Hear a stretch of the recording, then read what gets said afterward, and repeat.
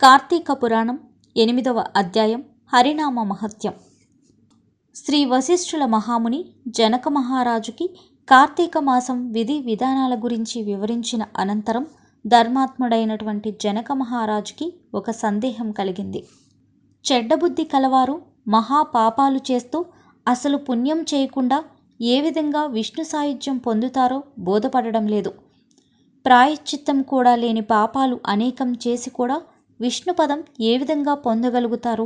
మహాపాపాలు చేసి దైవవశం వలన చేసిన ఒక్క పుణ్యం మూలంగా ఏ విధంగా విష్ణుపదం కలుగుతుంది? తానున్న ఇంటికి ఎవరైనా నిప్పు పెట్టమని చెప్తారా? మండుతున్న అగ్నిని పిడికడు నీళ్లతో ఆర్పడం సాధ్యమా?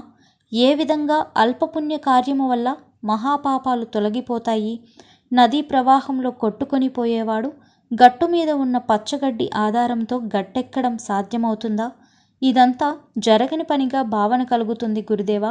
వినేవారికి ఇంపుగా ఉండే ఈ మంచి విషయాన్ని నాకు వివరించమని కోరుకుంటున్నాను అని వశిష్ఠుల వారిని వేడుకున్నారు.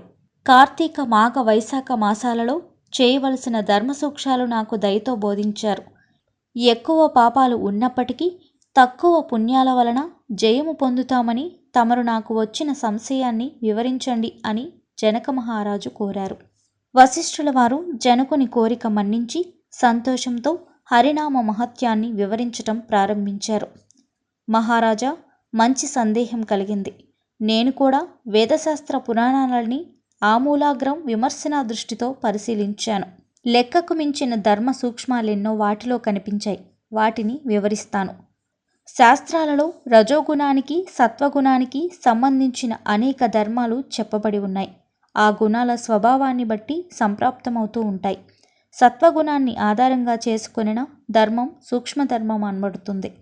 మరికొన్ని కర్మం, తపస్సు అనేవాని రూపాలైన ప్రాయశ్చిత్తాలు ఇవి రజోగుణాన్ని కలిగి ఉండడం వలన పునర్జన్మకు హేతువులవుతాయి.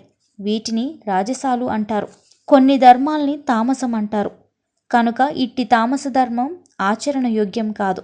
అందువలనే సూక్ష్మమైన సాత్విక ధర్మాన్ని చెప్తాను. కాలబలం వలన కొంచెం ధర్మం కూడా ఎక్కువ ఫలితం ఇస్తుంది. యోగ్యం కాని దేశకాలాలలో అయోగ్యుడికిచ్చిన దానము విధిరహితంగా మంత్రం లేనిదై ఉంటుంది. అది తామస ధర్మం అవుతుంది. దేశకాల పరిజ్ఞానంతో కానీ అజ్ఞానంతో కానీ దేశకాలాన్ని బట్టి దైవానుకూలం వలన చేస్తే పుణ్యం తరగని ఫలితం ఇస్తుంది. కొండంత పెద్ద కట్టెల మోపును పేర్చి దానిలో గురువింద గింజంత పరిమాణం కలిగిన నిప్పు పెట్టినట్లయితే అదంతా కొంచెం సేపటిలో బూడిద అయిపోతుంది. ఇంటిలో చీకటిగా ఉన్నప్పుడు చిన్న దీపం ముట్టించినట్లయితే ఆ చీకటి వెడలిపోతుంది. చేపలు పట్టేవాళ్ళు బురద నీటి గుంటల్లో దిగి తర్వాత మంచినీటి స్నానం చేయగానే ఆ బురద ఒక్క క్షణంలో తొలగిపోతుంది. అదేవిధంగా దేశకాల పాత్రల్ని తెలుసుకొని చేసిన ధర్మం కొద్దిగానైనా అన్ని పాపాలు పటాపంచలవుతాయి. విష్ణునామ సంకీర్తన వలన అన్ని పాపాలు తొలగిపోతాయి. కాబట్టి అజ్ఞానులు విష్ణునామ సంకీర్తన చేయాలి. ఆ విధంగా చేయడం వలన వెదురుపొద నిప్పురవ్వకు బూడిద అయ్యే విధంగా అన్ని పాపాలు బూడిదవుతాయి. దీనికి ఒక కథ కూడా ఉంది, చెప్తాను. పూర్వకాలంలో కన్యాకుబ్జ దేశంలో బహుశత్రుడనే పేరుగల బ్రాహ్మణుడు ఉండేవాడు. సత్యవ్రతాన్ని పాలించే ఆ బ్రాహ్మణునికి పతివ్రత అయినటువంటి ధర్మపత్ని అనే పేరుగల ఆమె సహధర్మచారిణి అయింది.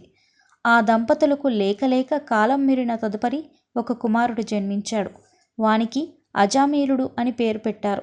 పూర్వజన్మ ప్రారంధం వలన దాసీలోలుడై ఒక దాసిదానిని పెండ్లి చేసుకున్నాడు. వాడు ఆ విధంగా పతితుడై తల్లిదండ్రుల్ని వదిలిపెట్టి ఆ దాసీతో వేరొక చోట రోజులు గడుపుతున్నాడు. కులంలో వెలివేయట వలన మొండిగా తయారై సిగ్గు విడిచి తక్కువ జాతి స్త్రీ స్నేహం వలన మధు మాంసాహారాలపై ఆసక్తి పెంచుకున్నాడు. వాడు పశు పక్షి మృగాలను వేటాడుతూ వాటి మాంసం ఆహారంగా వినియోగించుకుంటున్నాడు. దుష్ట మృగాలతో కూడిన ఒక అడవిలో దాసీదానితో కూడి తిరుగుచూ ఉన్నాడు. ఒకనాడు ఆ దాసి మద్ది చెట్టు మీద ఉన్న తేనె పట్టును చూసి దానికోసం చెట్టెక్కి కాలు జారి ప్రాణాలు పోగొట్టుకుంది. ఆ అజామీలుడు తన ప్రియురాలి మరణానికెంతో బాధపడి తన ఇంటికి చేరుకున్నాడు. రూప యవ్వనాలతో నిండి ఉన్న దాసీదానికి పుట్టిన తన కూతురినే మోహించి ఆమెతో విహరించటము మొదలుపెట్టాడు. దానికి అనేక మంది పిల్లలు కలిగారు. కానీ వాళ్ళంతా అల్పాయుష్కులై చనిపోయారు. కానీ చివరివాడు బ్రతికాడు. తన బంధువులంతా చెప్పడం వలన అజామీలుడు వాడికి నారాయణుడని పేరు పెట్టి ప్రాణప్రదంగా చూసుకుంటున్నాడు. అతడు వేటకు వెళ్ళినా, ఇంటిలో ఉన్న మర్యాదలు పుచ్చుకుంటూ ఉన్నా, ఎట్టి సమయంలోనైనా తన కొడుకుని ఒక్క నిమిషం కూడా విడిచిపెట్టి ఉండలేదు. వాడి మీద అమితమైనటువంటి పుత్రవాత్సల్యాన్ని పెంచుకున్నాడు. కొంతకాలానికి అజామీలునకు చివరి కాలము వచ్చింది. యమభటులు అతని ప్రాణాలు తీసుకొని పోవడానికి వచ్చారు.